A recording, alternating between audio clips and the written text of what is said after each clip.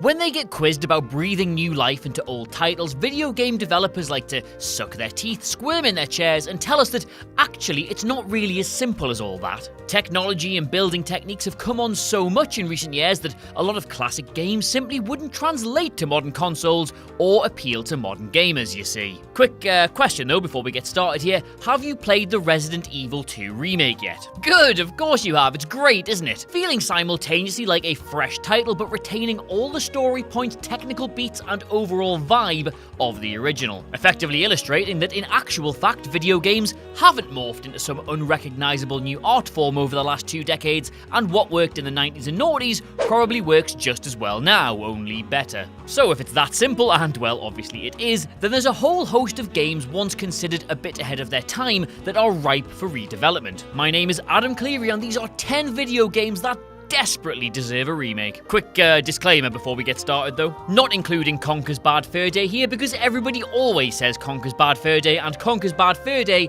does not need a remake. Anyway, on we go.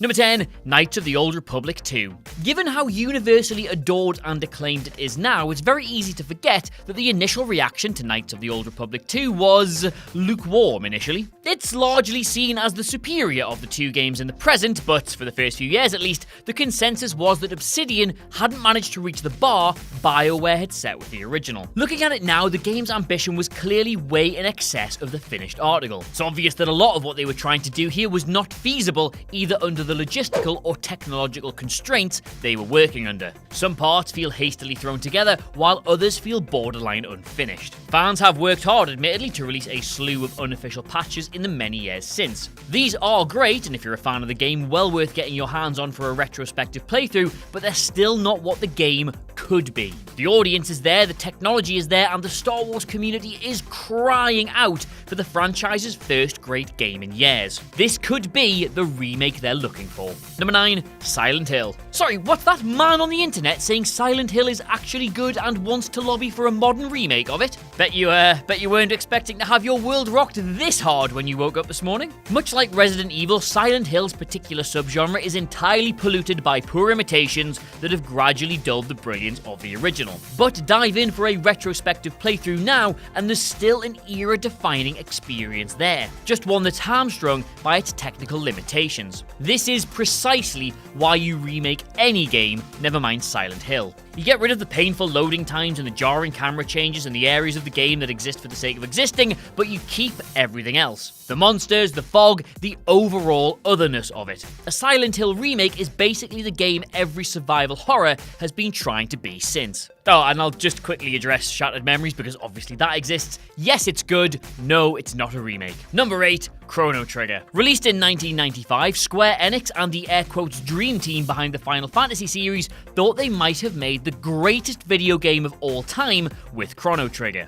They hadn't, but they weren't far off. In a time of Command and Conquer, Wipeout, and Earthworm Jim, Chrono Trigger was like nothing the world had ever really experienced before. An astonishing and clever narrative, genuine emotional depth, and a time travel story as thrilling as anything gaming had seen prior. Now, yes, RPGs have changed so irreversibly in the time since, but the world building still holds up today. As do the engrossing characters, as do the dynamics between them. It would only take a modest graphical reimagining to bring the whole package up to date. Fans have tried to do this themselves, incidentally, but both times had their efforts forcibly stopped by Square's Herculean legal departments. And if they're not going to let us do it, then an official remake seems like the least they can do. Number 7, Parasite Eve. Alright, okay, yes, so you haven't played Parasite Eve. That's okay, hardly anybody did, but that's because it was so wildly ahead of its time, it just didn't work in 1998. It would work in 2019, though. On the off chance you have played it, though, then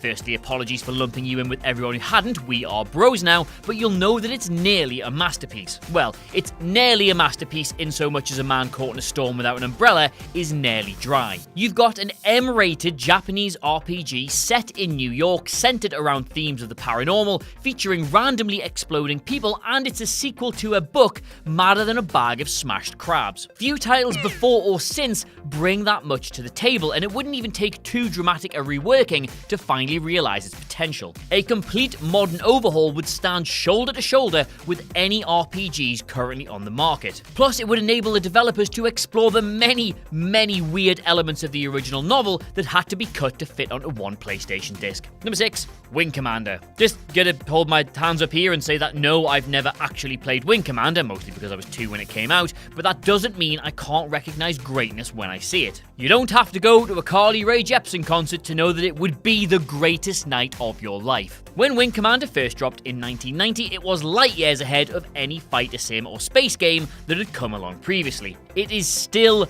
usually the bar by which both are measured today. For a game that's set almost entirely in a small cockpit, it somehow had a great cast, engrossing action, and a challenging mechanic of branch storylines, meaning if you failed a mission, your path through the entire story changed. It still gets listed as one of the all-time greats, but I mean, look at that. 3/4 of the screen is occupied with the goddamn dashboard. Like, I mean, no disrespect to 1990 here. I'm sure it was doing the best it could at the time, but can you tell me with total certainty whether that is an explosion in the foreground or a star way off in the distance? No, you can't. Just remake the game. Number 5, MechWarrior 2 Mercenaries. This one might just be me, because literally nobody else in the WhatCulture office has apparently ever played any of the mech games, but I've never seen a better realization of humanity's bleak future amongst the stars than Mech 2 Mercenaries. The franchise, as it exists today, is desperately trying to be Call of Duty in big robots, but back in the mid-90s, it was basically Metal Gear set in the Blade Runner universe. You know the story: humanity finally leaves Earth, populates the galaxy, unites under a single banner, and slowly begins to eat itself. Next thing you know, everything is on fire. The only difference between this and every other sci-fi dystopia, though, is that you get to stride around in 80-ton walking tanks and throw missiles and lasers around. The franchise endures, as does the wider Battletech universe, but the modern games have lost the gritty, grim image of the far future that we all seem to have before the turn of the millennium. MechWarrior 5 Mercenaries drops later this year, but already we've seen images of mechs just striding around nicely lit fields and defending farms full of bad voice actors. The original games were bleak, they were desperate, they were dark, and they were the very embodiment of that neo-noir retro-fitted future that would suck you effortlessly into the world building. Microsoft seem intent on pushing forward with a cleaner vision of the franchise though, and, well, they shouldn't. They should just remake this. That's all I've got. Number 4, Soul Reaver, Legacy of KAIN. On the one hand, it's always amazed me that developers haven't tried to breathe new life into the Legacy of KAIN at all in the last 16 years, but yeah, on the other, the fact that Amy Hennig took her creative genius off to make Uncharted probably does explain it. The series gifted us 5 games, Soul Reaver 2 being the only direct sequel to this one, as well as an abortive attempt to turn the property into an online multiplayer experience in 2015. None of it ever got as good as this. An astonishing, quasi-vampire gothic horror tale that perfectly interweaves different realities and dimensions across the same space. The mechanics aren't much to write home about, as you effectively just slice your way across different astral planes, but the core story was something that felt so big and interesting that you hardly noticed. There were puzzles to solve, challenges to overcome, and you did it all in a genuinely unique way for the time. Bring it back. Number 3, Final Fantasy IX. I scrawl my name on the fictional petition marked Remake Final Fantasy IX, you bastards, with equal parts glee and caution. On the one hand, it's the best installment in the franchise, and yes, I can say that with a clear conscience because Final Fantasy VII is, hand on heart, my favourite game of all time, but I can still pull my head out of my hoop long enough to recognise that 9 is still objectively superior, but on the other hand, I don't trust them to do it. Let's just be clear here, the Final Fantasy VII Remake bodes both well and terribly for 9. It tells us that Square are open to remaking these beloved properties, but, I mean, just look at the absolute state of this. Will it be a bit of a letdown?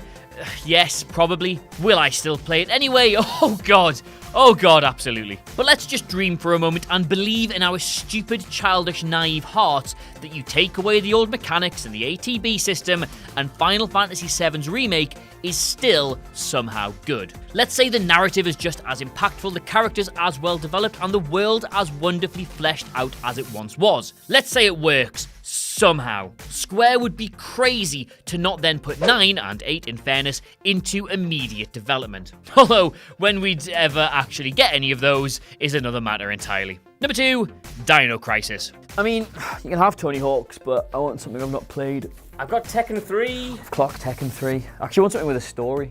He's got Dino Crisis. What's Dino Crisis? Dino Crisis is like Resident Evil, but with dinosaurs and time travel stuff and a really cute redhead in a PVC bodysuit. Just treating you to that highly cinematic retelling of how I first came to play Dino Crisis. Because there's not actually much to say, is there, on the idea of remaking it beyond, very obviously, they should remake Dino Crisis immediately. Number 1, Resident Evil 3 Nemesis. Ah yes, here we are. He opens the video by talking about what a game-changing success the remake of Resident Evil 2 has been, and he's gonna close it by bringing us back round full circle. Quick note for any prospective writers or journalism students watching this video, this is how you do it. This is how you get to be me. Anyway, Capcom have already gone on record as saying that the past is the future as far as they're concerned, and Resi 2 was the first in a line of remade titles they'll be blessing our existences with in the near future. Going to wheel out the quotation marks for you here, a Capcom insider has said that Resident Evil 8 won't release until after Resident Evil 3 is remade, so that confirms that it's already in development. Capcom themselves, the mad shaggers that they are, have said that Nemesis getting remade depended entirely on how Resi 2 performed financially. Yeah, let's just have a quick check on this one, shall we? Bleep, bleep, bleep, bloop, bloop, bloop, bloop, bleep, bleep, bleep, bleep, bleep. And yes, my machine says here that it outsold Resi 7's lifetime sales in its opening week. So put 2 and 2 together there, and we are absolutely getting 3. With good reason as well, because Nemesis was a staggeringly good follow-up to Resi 2 back in the day, and with how brilliantly the latter's been translated to PS4, the former would tick all the same boxes. Just take that same game engine, keep everything the same, and give us Jill getting mercilessly and relentlessly pursued through Raccoon City by Super Zombie Franken-Thanos. Cheers! So there you go, 10 games that desperately need a remake. What? I didn't include your favourite one? Tell me all about it in the comments below, and of course don't forget to like, share and subscribe. In the meantime though, thank you very much for watching. I am the lesser spotted Adam Cleary, and I'll see you soon.